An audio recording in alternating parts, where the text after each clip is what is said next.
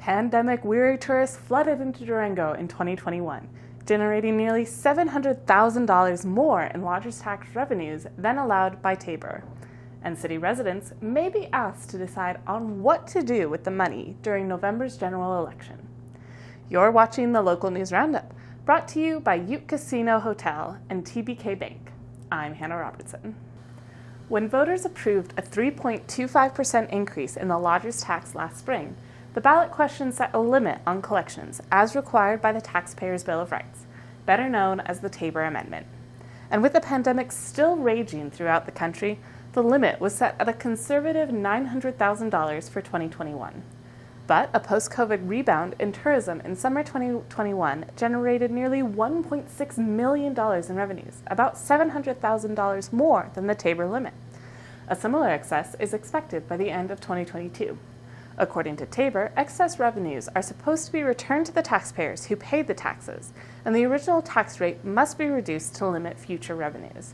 But in this case, the taxpayers are out-of-town lodging guests, and returning the money is logistically impossible. So now what? The city may ask voters this November to decide what to do with the money and with future revenue limits.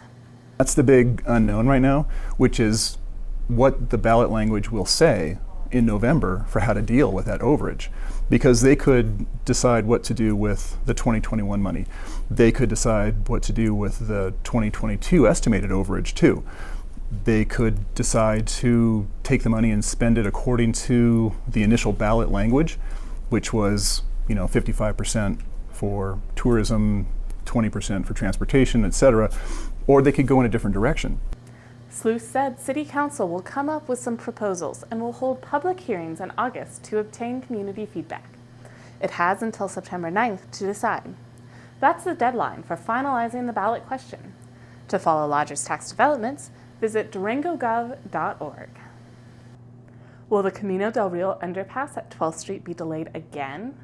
Although an underpass that would connect the Animas River Trail to downtown has been a discussion in the community for more than 20 years, it wasn't until 2020 that the city conducted a feasibility study to determine where a pedestrian crossing could be safely installed across Camino.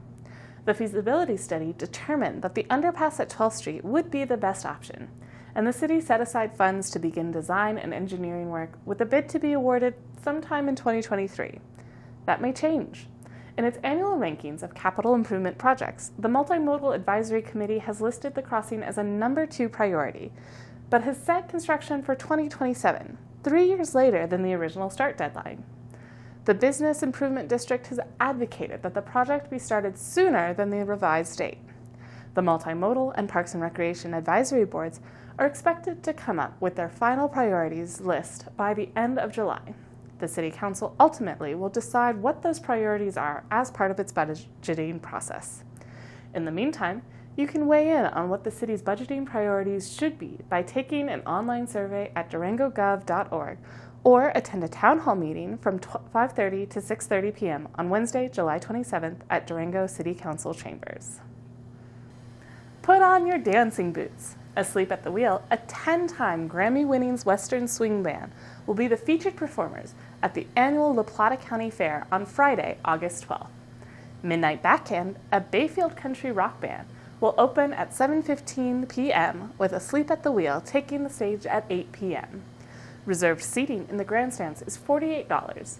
General admission in the front area in front of the stand is $28, but you'll have to bring your own chair. Tickets are available at durangoconcerts.com. That's it for this week's Roundup. Thanks for watching. I'm Hannah Robertson.